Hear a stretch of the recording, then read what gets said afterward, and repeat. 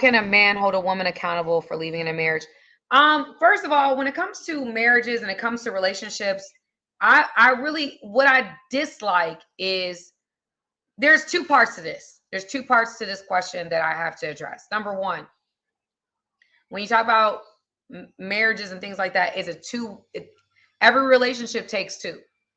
I can't blame one without taking accountability for the other, right? Like, the way the dynamic is, it's not, yeah, now there might be somebody who may be more at fault than the other, but I don't like it when, especially when I hear people talk about relationships and they'll tell me like, it's always somebody else's fault. It's always somebody else's fault. That's a turnoff to me.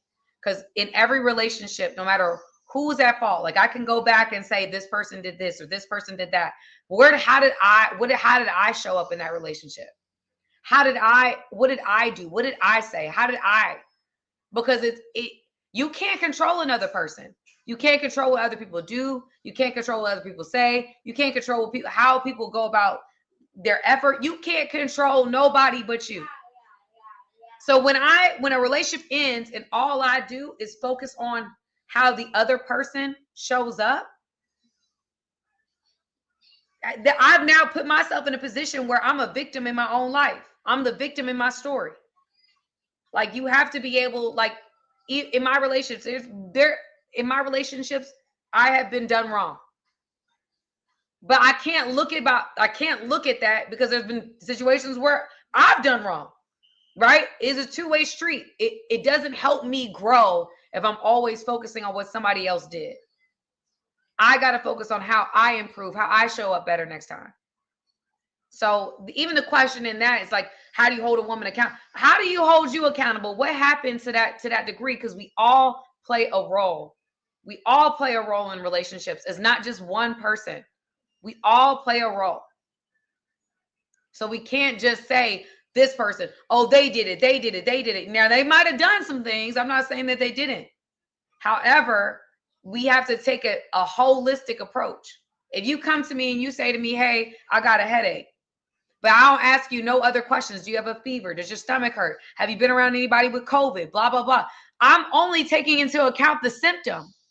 I'm not going into what's the underlying thing, because it may be COVID, it may be the flu. God forbid, you having a brain tumor situation going on. You may be dehydrated. There's so many other aspects of it. I'm only focusing on the headache. I'm not focusing on everything else that came before the headache. So we have to, that's a big part of every situation. If I was to sit down and talk to somebody, whether it's a male or a female, I'm going to ask you that, like, how do I hold her accountable? Well, first I'm going to ask you what happened. Because sometimes I find a lot of men, they get to a place, I'm not saying every man, but I'm saying a lot of men, they're married, but they did nothing to keep the marriage together. And then they're upset when the marriage ends. But it's like, you did nothing to keep it together. That's not all men. That's some men, because they feel like it took them a while to get down the aisle. So it's like, dang, we hear, she's supposed to be with me no matter what I do. It's like, that's not the case. Like, if I got into a relationship with somebody, or let's say I get married, and I'm like, oh, I'm here. I don't have to show up as a wife. I don't have any role besides wearing a ring and saying I'm somebody's wife. That's not right. There's a role and responsibility to being a wife, just like there's a role and responsibility to being a husband. And so I think both sides should be looking at how we can do things better, not just focusing so much on one person's issues because they're more obvious than the other.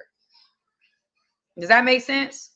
Some men, okay, Smooth, you're making generalized statements, and that just shows me you're speaking from a place of pain. Not all men take accountability, just like not all women take accountability. You're making an assumption that some men do take accountability, and they do very well with it. Some men don't. Some women take accountability. Some women don't.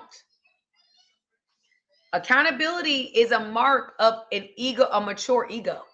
meaning I can handle the weight of being wrong. I can handle the weight of not necessarily showing up the way I needed to or being held accountable. It takes a strong ego to hold criticism. It takes a strong ego to be able to say, you know what, I could show up better. I'm coachable. I'm willing to learn. That's a mark of somebody who may be more emotionally mature. Somebody who's not emotionally mature can't handle the weight of being wrong or being told they could do things better. Should you date somebody who's financially compatible, or does it matter? I'm in a space in my life, family. It's about God. It's about financially compatible, not compatible, this, that, and the third. Did God tell me you the man or not? Is my discernment saying that that you're my person? I feel like I've exhausted me in trying to choose for me. So I've defaulted to God choosing for me. And that's not always fun. It's not always you relinquish control and you allow God to move. And that's not always the easiest thing to do, but I trust him. So when it comes down to dating and financial and 50, I'm letting God figure out those details. I'm not coming in with a preconceived notion because obviously I've gotten it wrong. I've made bad decisions. I've made good decisions. But there's a God when he leads me that makes the best decisions. So it's really about God's stamp of approval for me at this point. That's what it comes down to. Yeah, I'm trusting God with my choices. I trust. Some people say, the same God that raises people from the dead, the same God that parts red seas, the same God that opens blind eyes, the same God that opens up deaf ears. That's the God I trust to bring me into the vicinity of the man that God has for me. I don't have to force it. I don't have to make it happen. I'm gonna trust him. There's people that tell me all the time, you should go to this bar, you should go do this, you should go do that, you should go this. And I'm like, I'm not gonna do that. I'm not gonna force it. I'm gonna let God handle it.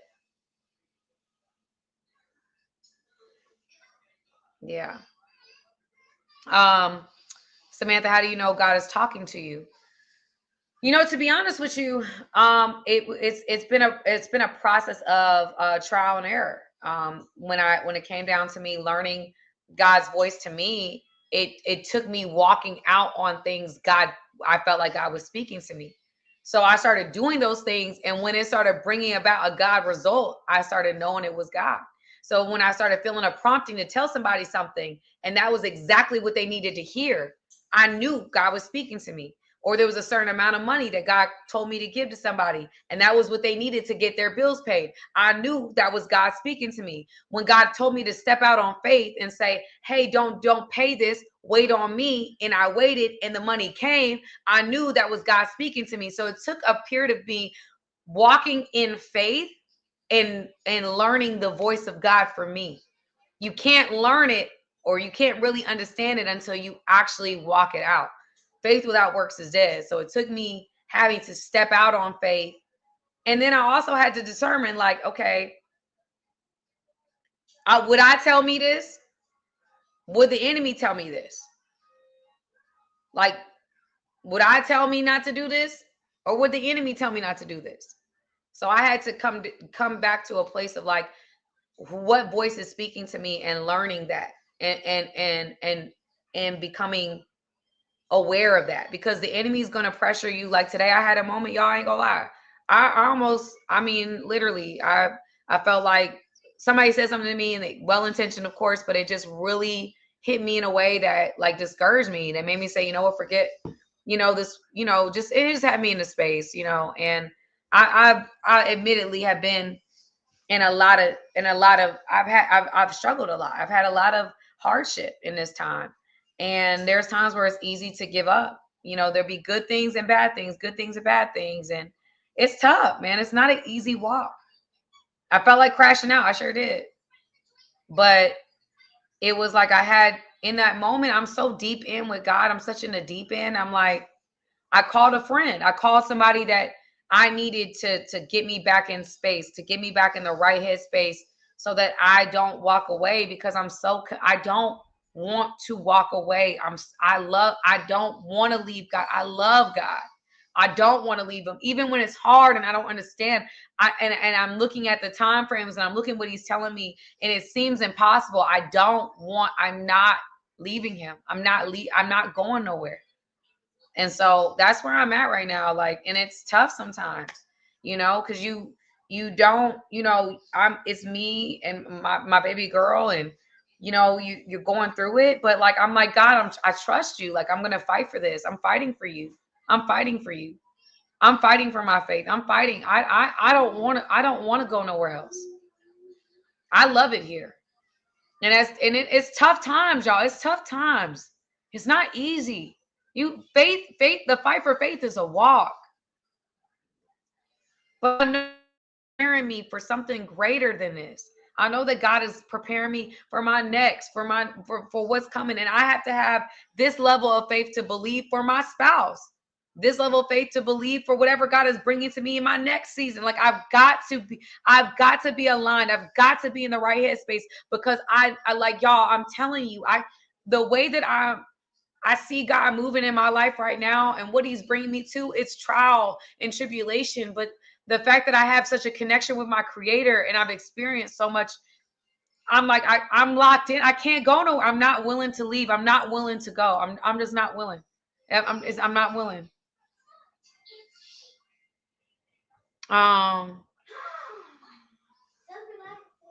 But again, you gotta have people in your life or you gotta have, looking for somebody, y'all. That's why when we are choosing, y'all, we cannot choose from flesh.